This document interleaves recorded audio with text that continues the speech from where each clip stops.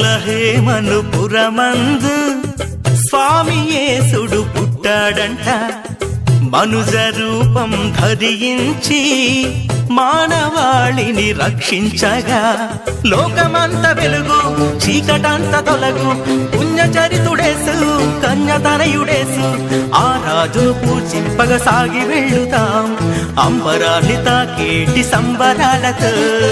బెత్లెహేమను పురమందు స్వామి యేసుడు పుట్టాడంట.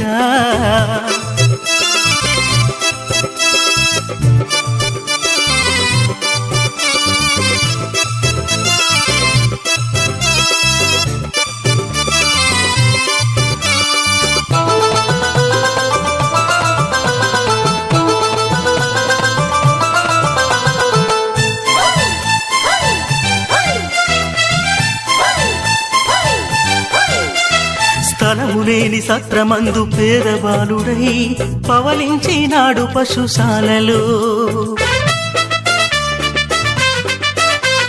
సర్వలోక రక్షకుడు ప్రేమదాతయై అవతారమూర్తిగా ఉదయించెనే.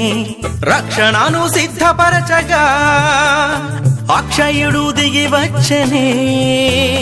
శ్రీమంతుడైన యేసుడు దీనుడై ఇలా వెలసనే.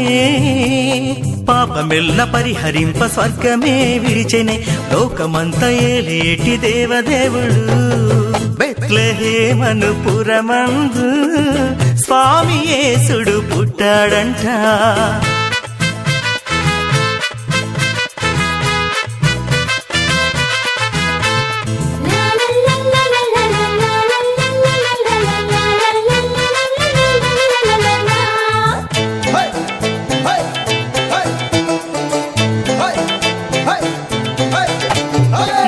దర్శనానికి భీతి చెందిలే మందలను కాచేటి గొళ్ళలంతా. ఎదనిండా సంతోషం ఉప్పొంగగా చూడవెళ్ళినారట బాలయేసుని. భక్తి తోడ మోకరిల్లిరి, హృదయమే అర్పించిరి, కరములే జోడించిరి, నిజ దేవుని కొనియాడిరి. సృష్టికర్త యేసుని ప్రార్థించుదాం, ఆ దేవుని దీవెనలే వేడుకొందుము. బెత్లెహేము పురమందు స్వామి యేసుడు పుట్టాడంట.